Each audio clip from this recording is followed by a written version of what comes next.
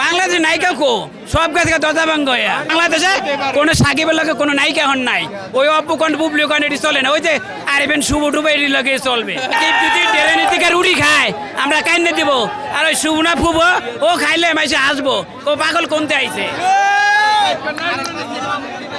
একটাও ছবি যাতেন না রে ভাই আজকে 5 টাকা দিয়ে হলে ছবি দেখি বলছেন বয়স 45 অবস্থা পেশার 3টার সময় আইছি 3টা শুধু 6টা শু টিকিট বিক্রি করতে এখন রাত নাইট শু টিকিট দেখবো আর নাইট শু টিকিট পাইতেই হবে ওর খুব ভালোই লাগে ওর ওই স্টাইল হাঁটা চলা সবই ভালো নাটকের লোক না বলুন না ও তো মাটির থেকেই শুরু ওর চেহারা দেখলেই এনাফ ছবিতে দূরের কথা চেহারা দেখলে এনাফ যদি ডেরানি থেকে রুটি খায় আমরা কাইনে দিব আর ওই শুভ না ফুব ও খাইলে মাইসে আসবো ও পাগল কোনতে আইছে একটাও ছবি যাতেন না রে ভাই আজকে 5 টাকা দিয়ে হলে ছবি দেখি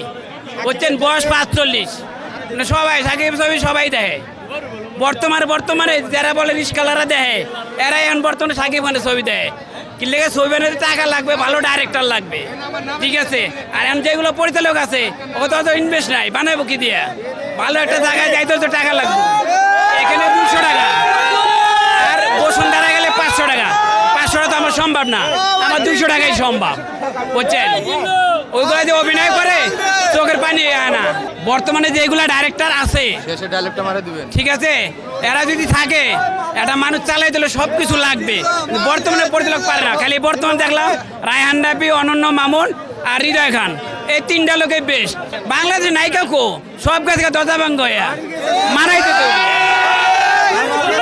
আপনার সালমান শাহ থাকতে নায়িকা হলেই হয় না ফিগার ভালো লাগবে চেহারা ভালো লাগবে কথা ভালো লাগবে এখন কথায় ভিলেন যখন দাড়ি দিবে তখন নায়ক যখন দাড়ি দিবে তখন ভিলেন এটা ভয় পাইবো আর এখন ভিলেন আছে ভয় পাবো কেটা এইগুলো দর্শক প্রথম বহুত কথা বাংলাদেশে কোনো সাকিবের লগে কোনো নায়িকা এখন নাই ওই অপু কন্ড বুবলি কন্ড এটি চলে না ওই যে আরেবেন শুভ টুবে এটি লগে চলবে এছাড়া আর চলবে না